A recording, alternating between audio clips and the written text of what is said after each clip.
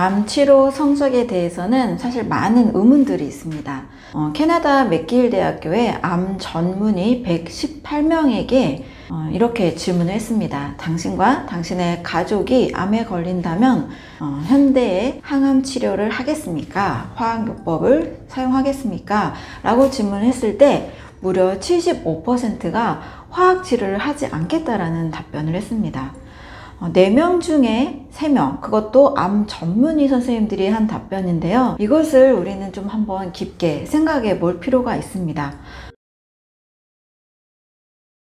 만약에 현대의학의 화학요법들이 치료가 잘 된다라면 당연히 그걸 선택해야 되겠죠. 하지만 그만큼 치료 성적이 좋지 않다라는 겁니다. 암 생존율 통계도 사실상 100% 신뢰하기는 어렵습니다. 5년 동안 암에 다시 재발하지 않았을 때 그것을 암 생존율이라고 합니다. 근데 5년 1주만 지나도 5년 1주 차에 만약에 암에 다시 걸렸을 때는 이것을 또 생존율 통계로 보지 않는다라는 거죠. 그래서 1950년대 이후에 2000년이 넘은 이 시점에서도 암 치료 성적은 향상됐다라고 보기가 어렵습니다. 방사선 치료라는 것은 100년 전과 똑같은 치료를 하고 있는 거죠. 말과 마차가 지나가던 그 시대에 했던 치료와 변함이 없다라는 사실입니다. 요즘은 불멸이다, 올해 노화도 질병이다 하면서 노화까지 극복하는 어마어마한 의학기술을 가지고 있는 시점인데도 암에 대해서는 치료가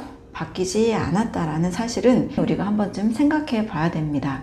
심지어 이제 많은 항암제 쪽도 보면 암 전문의들의 수입의 3분의 2가 이 항암제에서 수입이 있다라는 얘기들도 있습니다. 그래서 우리가 암에 대해서만큼은 다시 재조명을 하고 나와 우리 가족이 암에 걸렸을 때 정말 어떻게 치료할 것인가는 깊게 생각해 볼 필요가 있습니다. 유전자 게놈 프로젝트가 완벽하게 분석이 됐는데도 불구하고 암에 대한 치료 접근은 굉장히 유전적으로는 해결이 안 되고 있었죠.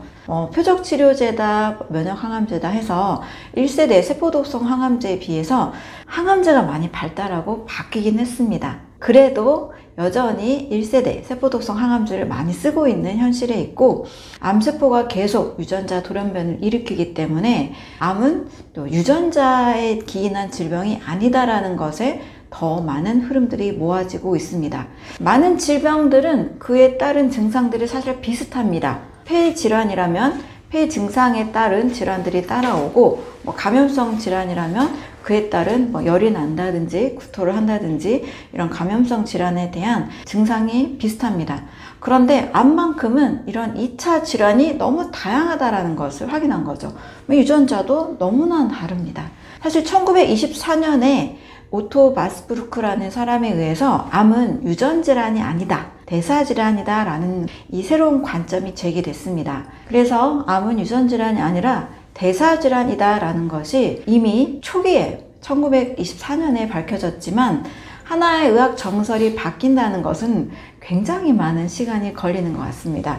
무려 거의 100년이 지난 2012년에 토마스 세이프리드라는 사람에 의해서 암은 대사질환이다 라는 책이 다시 나오고 이때부터 좀 더 주목하기 시작했습니다. 최근에는 후속 유전학 발견에 의해서 DNA 자체보다 DNA가 변하는 그 환경에 더 주목하기 시작했습니다. 이러한 관점으로 볼 때 암은 유전질환이 아닌 대사질환이다 라고 조금 더 정확하게 확인이 되어 가는 것 같습니다. 암이 대사질환이라는 측면에서 본다면 더더욱이 종양을 제거하고 화학요법이나 방사선 치료나 또 이런 수술에 의해서 암을 접근하는 방식은 더더욱 본질적인 접근은 아니라고 할 수가 있습니다.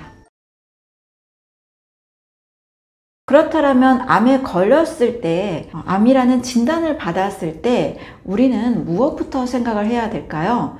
대부분의 사람들은 내 암의 크기가 얼마나 되고 또 어떻게 수술을 해야 되고 어떤 약을 먹어야 되고 어떻게 이제 생활해야 될까 라는 것만 생각하기가 쉽습니다. 그러나 암은 대사질환이다 라는 측면에서 본다면 이보다 더 중요한 질문들을 한번 해봐야 됩니다. 진짜 질문은 암이 왜 생겼는지, 왜 내 몸을 혹사시킬 만큼 내 몸이 목숨을 걸고 싸워야 될 만큼 내가 무슨 일을 하고 있는지 또는 무슨 일을 하지 않았는지를 생각해 봐야 됩니다.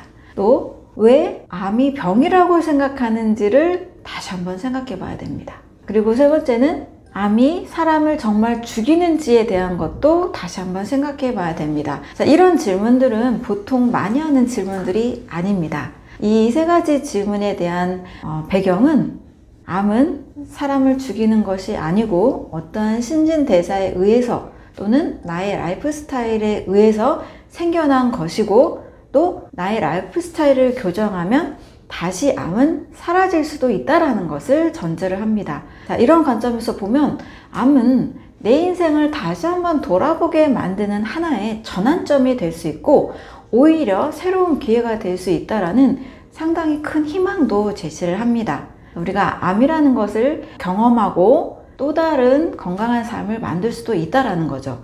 실제 미국과 유럽과 또 우리나라에서도 암이라는 것을 경험하고 더 몸이 건강해지고 또 더 나은 삶이 된 분들의 사례가 아주 많습니다. 나와 우리 가족이 암을 경험하고 있다라면 이것을 어떻게 없애고 어떻게 무슨 약을 먹고 이것보다는 나의 삶을 되돌아보고 나의 삶과 또 나의 건강한 몸을 위해서 다시 설계하는 방향으로 생각하시면 좋겠습니다.